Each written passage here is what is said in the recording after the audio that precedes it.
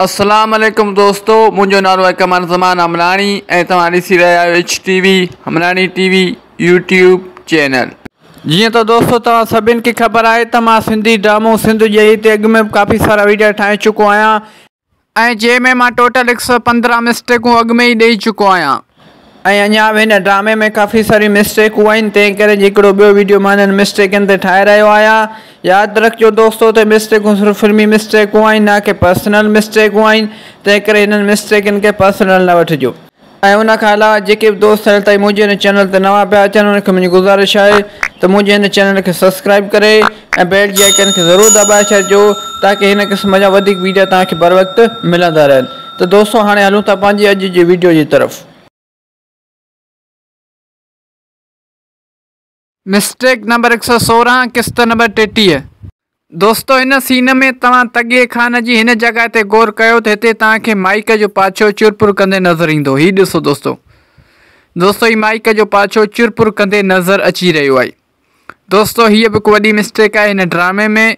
उमेद थो कयां त हीअ मिस्टेक तव्हांखे सम्झ में अची वई हूंदी।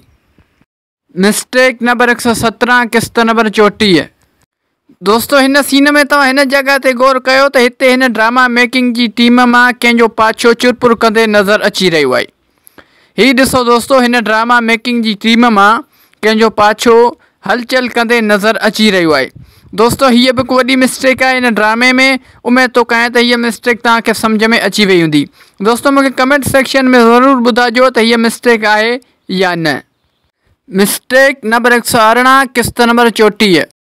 दोस्तों हिन सीन में तव्हां हिन जगह ते गौर कयो त जेको एक्टर जो चेहरो रोशन कंदो आहे ऐं एक्टर जे चेहरे जी तरफ़ रोशनी छिकींदो आहे ऐं दोस्तों सीन में रोशनी लाहींदो आहे, दोस्तों उन फॉर्म जो हिकु टुकड़ो हिते नज़र अची रहियो आहे।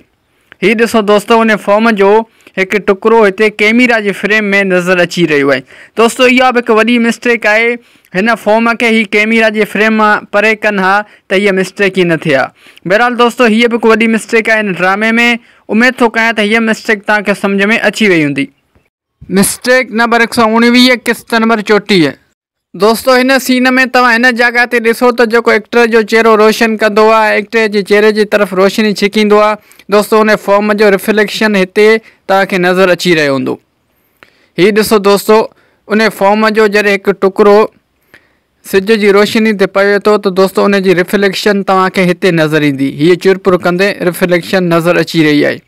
दोस्तों हीअ बि हिकु वॾी मिस्टेक आहे हिन ड्रामे में। उमेद थो कयां त हीअ मिस्टेक तव्हांखे सम्झ में अची वई हूंदी। दोस्तों जेकर हीअ मिस्टेक तव्हांखे सम्झ में अची वई आहे त मूंखे कमेंट सेक्शन में ज़रूरु ॿुधाइजो। मिस्टेक नंबर 120 किस्त नंबर 34। दोस्तों हिन सीन में तव्हां हिन पुलिस वारे ते गौर कयो त हिन वक़्तु ही पुलिस वारो फ़ोन ते ॻाल्हाई रहियो आहे, पर दोस्तों जेकर तव्हां हिन जी मोबाइल जी स्क्रीन ते गौर कंदव त हिन वक़्तु हिन जी मोबाइल जी स्क्रीन ते का बि कॉल लॻल नज़र कान थी अचे। ही ॾिसो दोस्तों हिन जी मोबाइल जी स्क्रीन ते का बि कॉल हिन वक़्तु लॻल नज़र कान थी अचे। दोस्तों जेकर मोबाइल जी स्क्रीन ते का बि कॉल लॻल नज़र कान थी अचे त पोइ ही फ़ोन ते कीअं पियो ॻाल्हाए। बहरहाल दोस्तों हीअ बि हिकु वॾी मिस्टेक थी वई हिन ड्रामे में। दोस्तों उमेद थो कयां त हीअ मिस्टेक तव्हांखे सम्झ में अची वई हूंदी। दोस्तों ही मोबाइल जी स्क्रीन के ऑफ करे छॾे हा त हीअ मिस्टेक ही न थिए हा।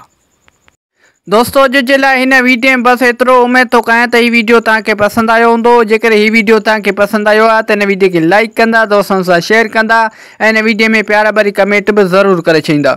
दोस्तों यादि रखंदा त हीअ मिस्टेकूं सिर्फ़ु फिल्मी मिस्टेकूं आहिनि, ना कि पर्सनल मिस्टेकूं आहिनि, तंहिं करे हिननि मिस्टेकनि खे पर्सनल न वठिजो। उन खां अलावा दोस्तों इहो बि यादि रखिजो त हीअ मिस्टेकूं सिर्फ़ु सिर्फ़ु एंटरटेनमेंट लाइ रिकॉर्ड कयूं पियूं वञनि।